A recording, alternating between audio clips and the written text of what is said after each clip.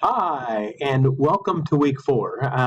I thought I would give you a change of scenery and move outside so you can get a chance to see a bit about the island behind me. Today is actually Antiguan Independence Day, and so I suspect, although I don't see any right now, there might be some boats that go in and out of our harbor. This week, we're working on interpreting the Old Testament poetry and prophecy, and our goals are to apply the interpretive methods utilized in the evaluation of poetry and prophecy, and then to analyze parallel structures within Hebrew poetry. Our first assignment is 4-1, which is to list, or is a list and discussion. And you have a handout for this. It's to create a list of the types of parallelism found in Psalm 8, and then to explain your decisions. And so you're going to be learning about different types of parallelism.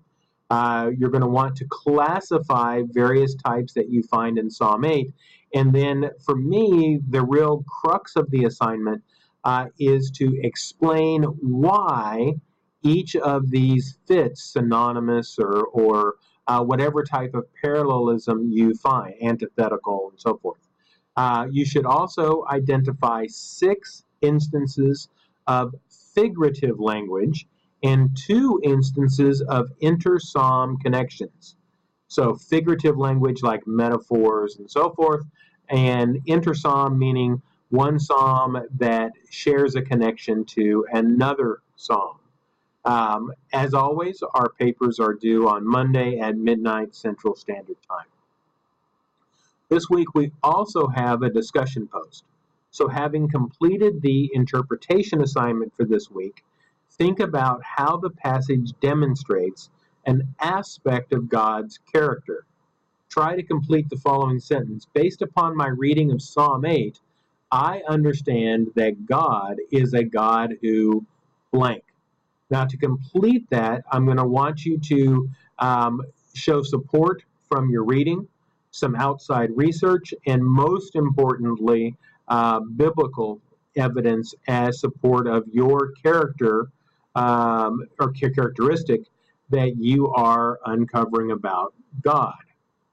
As you complete the statement, try to keep in mind the manner in which the narrative portrays the relationship between God, humanity, and the world, as well as explicit statements by the psalmist. Your first post, like always, is due on Friday at midnight, and I'm looking for ongoing engagement in discussion over the weekend, culminating on Monday at midnight.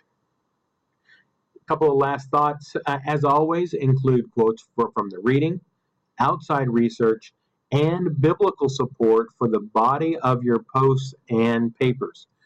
Be sure to put your name in the file name of assignments.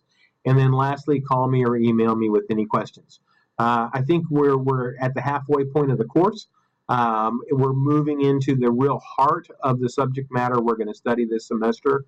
I appreciate all your hard work, and I think the class is coming along well. Have a great day.